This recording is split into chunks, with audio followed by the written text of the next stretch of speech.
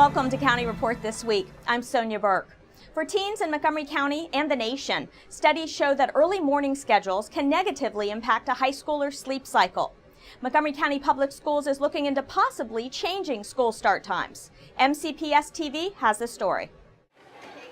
School start and end times, also known as bell times, may be changing at Montgomery County Public Schools, and the school system is seeking community input. Superintendent Joshua Starr is recommending that the school system consider pushing back high school start times by 50 minutes, from 7:25 a.m. to 8:15 a.m., moving middle school start times 10 minutes earlier from 7:55 a.m. to 7:45 a.m., and keeping elementary school start times the same, but extending the elementary school day by 30 minutes. We're looking at starting the day 50 minutes later for high school kids, and it gives them more time to sleep in the morning and more time to be rested and raring and ready to go. It's related to their health and well-being, and we've made that a key part of our strategic planning framework. Dr. Starr's recommendation is based on a report by the 2013 Bell Times Work Group, which has been studying this issue for the last 10 months. We had a pretty clear plan for the work group to study the research, to study the past efforts, to look at what the opportunities were for us. Some of the benefits we hope to see would be that students at the high school level just feel happier and healthier, and that's been reported in other places where they've made these changes. Superintendent Starr spoke about the benefits of extending the elementary school day. Our kids at elementary school currently spend less time in school than just about every other jurisdiction in the state, and there's so much we could do with that time. The next step in the process is to get input from a broad array of stakeholders on Dr. Starr's recommendation and to study the cost and operational impact of changing bell times. We're in the process of developing an outreach plan. It'll be extensive. We hope to go to every corner of Montgomery County and find out what people's thoughts and needs are. The outreach will include 4 public meetings, focus groups, surveys, and other opportunities for community input. Comments can also be emailed to belltimes@mcpsmd.org. This is a recommendation. It is not a done deal. We need to understand the feasibility, we need to understand the practicality and the costs associated with it to see if we can go forward. Montgomery County Public Schools students and parents filled neighborhood sidewalks as they took part in International Walk to School Day on October 9th. MCPS TV was on hand with participants in one local community. Parents and students from Kensington Parkwood Elementary School took part in the 2013 International Walk to School Day on October 9th. Hundreds of community members and civic leaders shared in the experience. We really look forward to Walk to School Day. We actually do twice a year here, not just this once a year, because we really do want to promote people walking to school. Walking is the original mobile app. You know, it's a great way to get around and be healthy, for people of all ages. It makes your muscles stronger. Kensington Parkwood Elementary was one of 4,000 schools that participated across the nation. The message for the day: pedestrian safety, saving gas, and getting more exercise. We teach the kids to walk safely. We have safety patrols and they help each other. It's a community effort. And if they get started early, then they will keep these habits for the rest of their lives. When we walked today, everybody was laughing and having fun. County Executive Isaiah Leggett and other county officials spoke to the students and teachers after the walk. We have sidewalks for you. We have patrols for you, from our Department of Transportation to our fire and rescue services to our police, but most importantly for our school administrators, teachers, all here to let you know that we enhance, we embrace, and we believe in safety for you. You get to get good exercise, you get to help our planet, and you help create community. And that's what our county wants all the time. Around the globe, international walk-to-school events bring together more than 40 countries to promote the benefits of walking to school. Walk to School Day! Here in Montgomery County, plans for a bus rapid transit system are moving closer to reality. As Susan Kennedy tells us, council members are looking at a plan that outlines just how that proposal would be implemented. Susan? Sonya, the Council's Transportation and Environment Committee has begun work sessions on a plan that looks at proposed routes and stations for the bus rapid transit system. Many officials say this is our best option on the table for dealing with our traffic woes.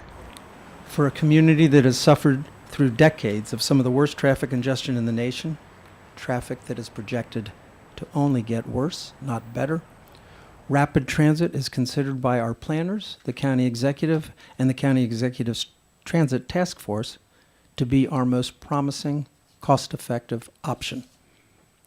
Doing nothing is not an option. The Planning Board has made its recommendations on the proposed bus rapid transit system. The Countywide Transit Corridor's Functional Master Plan recommends a network of 81 miles along 10 specific corridors. Officials agree that between now and the year 2040, our traffic is going to get much worse, and that BRT is the most cost-effective, flexible option out there. So the population is forecast to increase by 20% and the employment by 39%. But our lane miles of roadway will only increase by 5%, so the lane miles of congestion would go up by 70%. So what do we need to do to handle that? And we're dealing with existing communities. That's how we came up with the idea in some cases to look at lane repurposing, where we could see in the forecast that we could move more people in transit. The focus of the plan is to identify the corridors needed for a BRT network and the rights of way that would be needed in those corridors for the appropriate level of service. The plan not only provides a realistic vision for an overall system, it fills in some details like road and station character to keep things compatible with the neighborhoods they pass through. Before any treatment is ultimately selected, we will need to know what impact it has on traffic generally, as well as on specific corridors. And we will need to know what impact it will have on surrounding neighborhoods. All of this detailed work will be done before a future council decides exactly how and where rapid transit will be employed in our county. It's expected the council will vote on the plan sometime later this year, and it will then move on to the executive office for implementation. In Rockville, I'm Susan Kennedy for County Report This Week. Earlier this month, President Obama visited a woman-owned construction company in Montgomery County, where he discussed the impact of the budget battle. In the crowd for his speech, County Executive Isaiah Leggett, Council President Nancy Navarro, council members, and other local officials. Well, hello, Rockville. During the first week of the federal government shutdown, President Obama paid a visit to a Montgomery County construction company where he pressed Congress to end the shutdown. While many local leaders attended the invitation-only event, area residents, some of them furloughed employees, lined the streets outside M. Lewis Construction in hopes of catching a glimpse of the president's motorcade. I'm furloughed, so I wanted to come and show my support for him. I thought it was pretty neat. A lot of security here. Lots of security. The most exciting day of my life. I didn't get to see him at the inaugurations, you know. So for him to come to our backyard, I mean, this is just absolutely amazing. It was pretty neat. I mean, I work in the district. We see his motorcades go by a lot. But like I said, I'm kind of an amateur photographer, so I like to just get good shots. And I got a pretty good shot of him. If you could talk to him, do you have a message for him? Yeah, stay the course. Came down to see the president. I've never seen him before, so. I saw him in the back seat by himself. He was second car in, the limousine coming in. It's nice to see the president coming out and seeing what we are, what we're doing here and what our businesses do here in Rockville. The construction company employs about 250 workers, and its owners said they were honored to host the president. I feel a sense of overwhelming gratitude and awe that the president would take a look at companies like ourselves. They also praised Montgomery County officials. We are so delighted to be part of a county that is so business friendly and actively supports the business community. I think we can't stress that enough. And we were very pleased that the president singled them out as a great local business that's helping our economy grow strong. When we come back, we'll update you on a campaign to prevent panhandling in Montgomery County. And we'll tell you about Fire Prevention Week. County Report This Week is coming right back. Stay with us. On Sunday, October 20th, downtown Wheaton will once again be transformed into a vibrant international village for the 5th annual World of Montgomery Festival. This free outdoor event features entertainment for the whole family that celebrates, explores, and shares the rich cultural heritage of Montgomery County. For more information, visit our website at worldofmontgomery.com.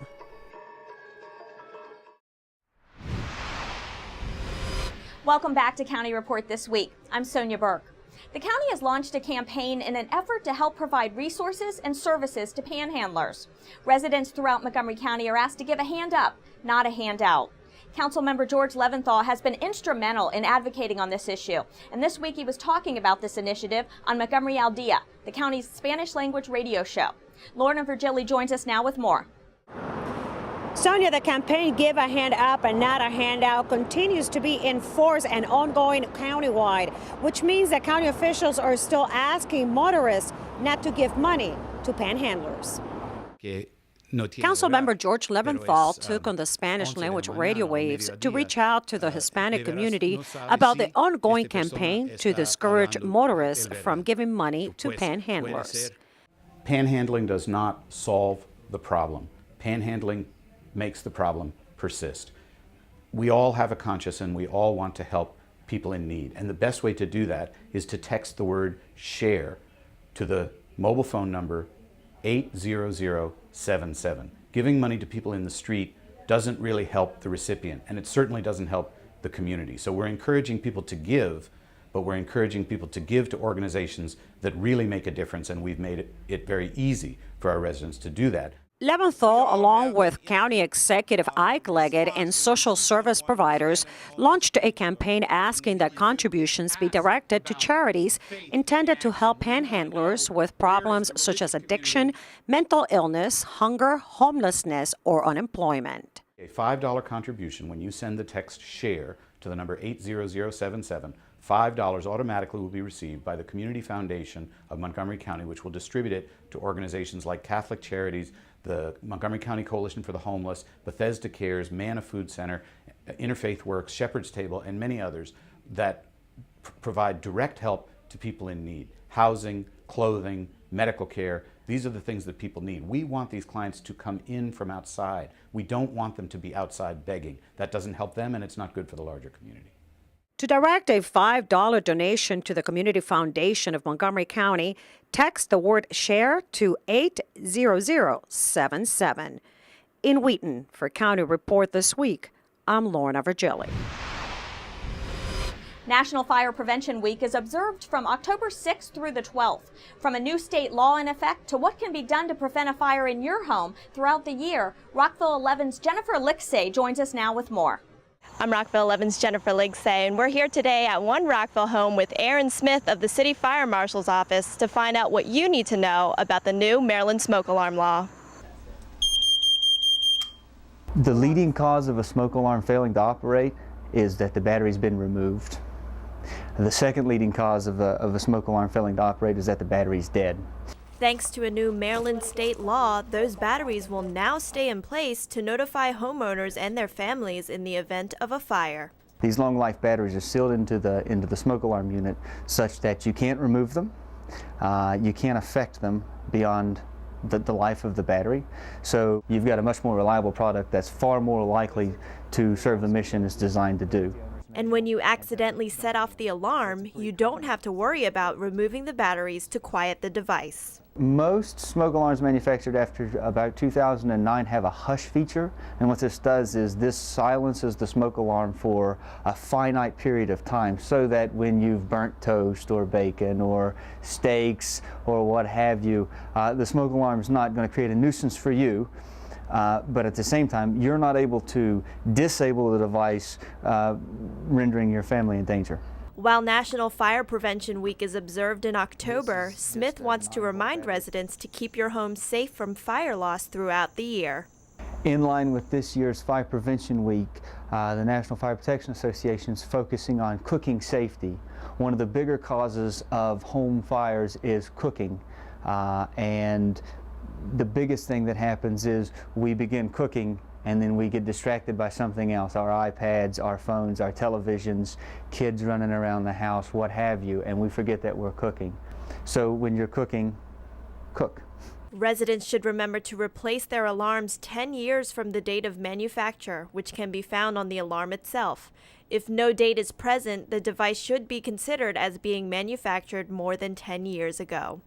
Those with hardwired smoke alarms should remember to replace them with another wired device and not an alarm that is only battery powered. You want to test your smoke alarms weekly. If you have a family, particularly small kids or elderly, get them used to the sound of a smoke alarm, let them know what that means, and have an escape plan. When you're testing your smoke alarm, it's a great idea to practice your escape plan. For more information on smoke alarms and other fire safety tips, visit rockvillemd.gov/fire safety. It's not only Fire Prevention Week, it's Fire Prevention Month. Now that the weather's getting cooler and people are spending more time indoors, Assistant Chief Scott Graham is here from the Montgomery County Fire and Rescue Department to give us some important fire safety tips. Chief? Thank you. This past weekend, Montgomery County Fire Rescue experienced a significant carbon monoxide incident in the 5,000 block of Battery Lane in Bethesda. 15 people were overcome by symptoms of carbon monoxide due to an improperly ventilated generator in a high-rise building. It led us to believe that now that we're approaching cooler weather and the possibility of power outages due to storms and weather incidents, that people really need to pay attention while using backup generators. The generators should never be run indoor, and if they're outdoors, they should not be run near open doors or windows, allowing them to vent back into the homes. We urge residents of all structures, single-family, multifamily dwellings, and high-rises, to have carbon monoxide detectors working in their homes, especially if they have any type of gas-fed appliances such as hot water heaters, stoves, or furnaces. We also advocate that every home in Montgomery County have a working smoke alarm. Thank you, Chief. I'm curious, where's the best place to buy a carbon monoxide detector? Well, any of your hardware stores, any of your local or big box hardware stores or lumber stores will have them. Thank you for joining us. That was very useful information. Thank you. Still to come on County Report this week, we'll take you to the Bethesda Green Gala. And then we'll introduce you to some student bloggers at Montgomery College. Stay with us. We're coming right back.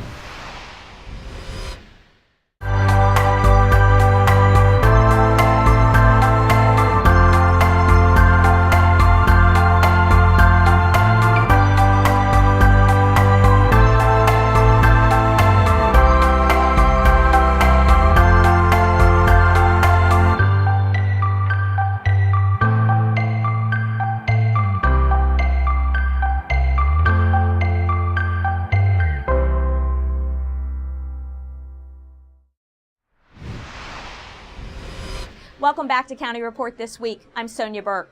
Almost every Saturday, you can come across the open-air market in downtown Silver Spring called the Fenton Street Market.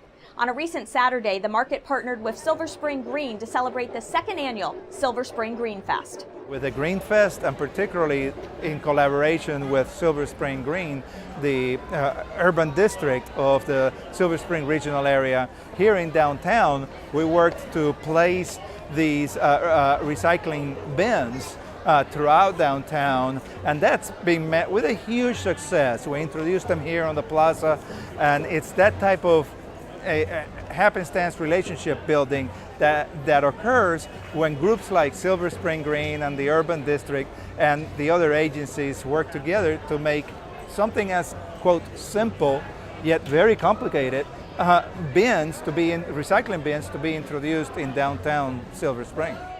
Hundreds of residents were able to explore lots of eco-friendly vendors and activities on the plaza, while talks, demonstrations, and panels on environmentalism were going on inside the Civic Building. I'm hopeful that more people are aware of the need for a more sustainable lifestyle in Silver Spring. I think that by having more people here, we will have more well-informed people who know that there are options for them to buy green products and services, and there are things that they can do. You can volunteer with a nonprofit that's working on it to make improve the environment or make things more green. We really need everyone in Silver Spring to be involved in what we're doing here, and we have a role for everybody. Montgomery County Executive Isaiah Leggett was on hand to acknowledge various enhancements to the downtown Silver Spring area that have been produced by the county and community organizations and business working together. We are working to really turn not just Silver Spring green, but all of Montgomery County green. It started some time ago. It won't end until we have finished the job, and in many ways we'll never finish that job because we can continue to look at ways in which to be innovative, creative, and to make certain that we're doing all that we can possibly do to ensure that we are protecting the environment. For more information about other green events happening in the county, go to mygreenmontgomery.org. Incubate, educate, and initiate. Those are the strategies that Bethesda Green utilizes when it comes to protecting the environment and promoting sustainable living in Montgomery County. And the nonprofit recently celebrated its 5th anniversary at a gala at the Bethesda Blues and Jazz Supper Club. Our goal is to make Bethesda become more green and sustainable. So what does that mean? Well, sustainability is a very complicated word, but I like to narrow it down to it's the intersection of the economy, the environment, and the people. Hundreds of people turned out for the Bethesda Green Gala, a fundraiser that also raises awareness for the environmental organization. I'm here to support Bethesda Green because of the wonderful work they do to protect and save our environment. This year's event began with a spoof video entitled The Green Brothers. You may even recognize some of the all-star cast. I'm on a mission to green Bethesda, and I was told this is the place to come. Are you the TEO? The TEO? No. I'm County Councilmember George Leventhal. Don't you pay attention to local politics? Seth Goldman is the TEO, and he's one of the founders of Bethesda Green. There's a lot more to do. When we think about the environmental problems and challenges we face, they're accelerating, and so we need to accelerate what we're doing.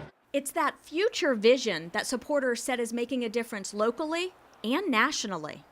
Bethesda Green is just a wonderful organization that's helping our county achieve its goals of being a sustainable, planet-friendly place to live.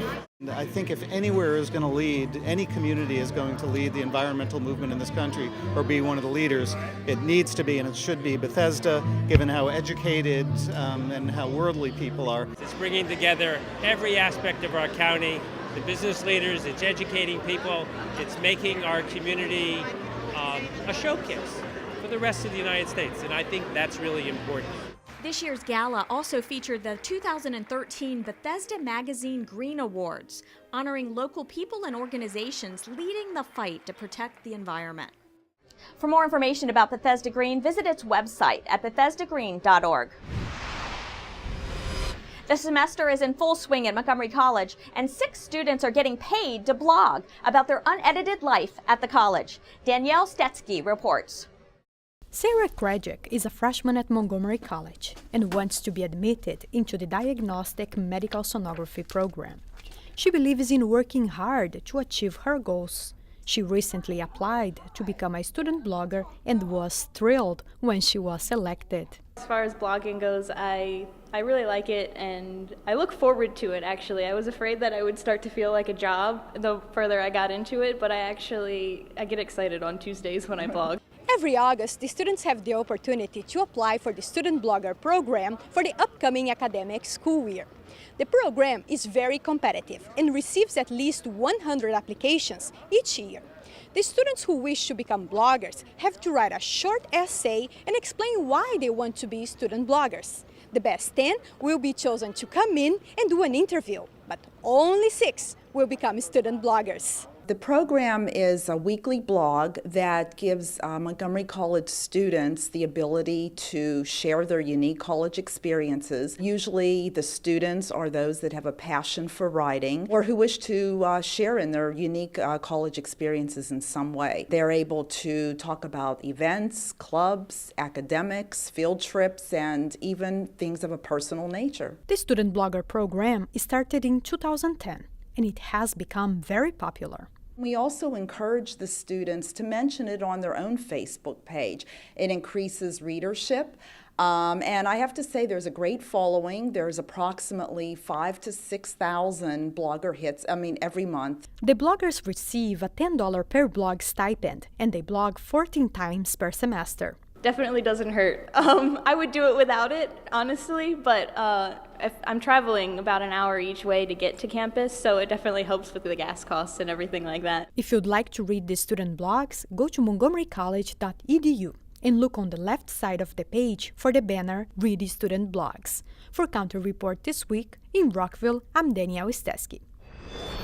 Coming up on County Report this week, we'll introduce you to our Pet of the Week, and we'll tell you about what you don't want to miss at the World of Montgomery Festival. Don't go away. County Report this week will be right back.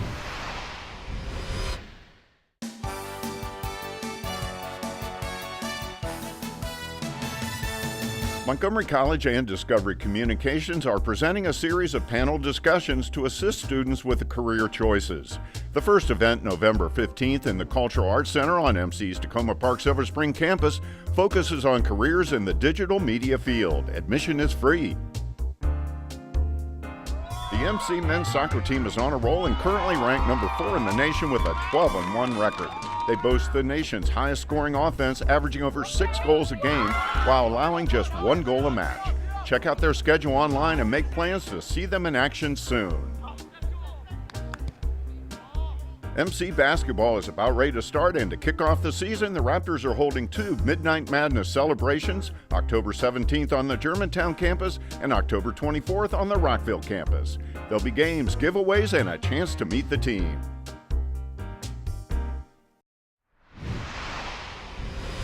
Welcome back to County Report this week. I'm Sonya Burke.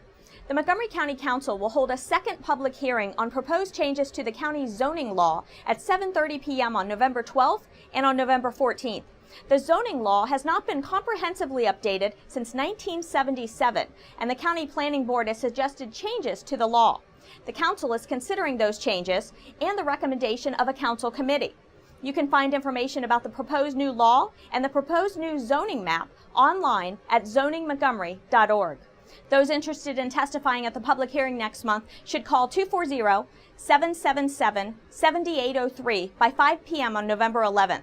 Sign-ups are already underway and space is limited. Written testimony and comments can also be emailed to council members at county.council@montgomerycountymd.gov. Mark your calendars. The World of Montgomery Festival is coming up on October 20th in Wheaton. This annual free event celebrates our county's cultural diversity and includes food, music, dance, art, and hands-on projects for children and adults. This year's theme is the essentials of life, and the festival will showcase that idea with interactive exhibits that demonstrate the importance of water and a global kitchen. Another highlight, organizers tell us you don't want to miss the Parade of Cultures. We're so fortunate to live in an area that really represents the globe. We have people here from every part of the world. There's more than 170 countries represented in Montgomery County alone. And we just think there's a fabulous opportunity for kids and families to explore the world in our backyard. And that's really what this festival is all about. You can find out much more about the World of Montgomery Festival on its website at worldofmontgomery.com. Did you know that October is Adopt a Dog Month? Well, if you're thinking of adding a furry friend to your family, then you just have to meet Colt, who's our Pet of the Week. Let's go to Kathy Stanhope from the Humane Society for more. Hi, this is Kathy Stanhope with your Pet of the Week at the Montgomery County Humane Society, and we are here with Colt. This is a very handsome guy and a very, very well-behaved dog. He's a pit bull mix. He's about 4 years old. He's a neutered male. As you can see, he's chocolate and white, and he is just a leaner. He's been leaning up against me for the past 10 minutes here.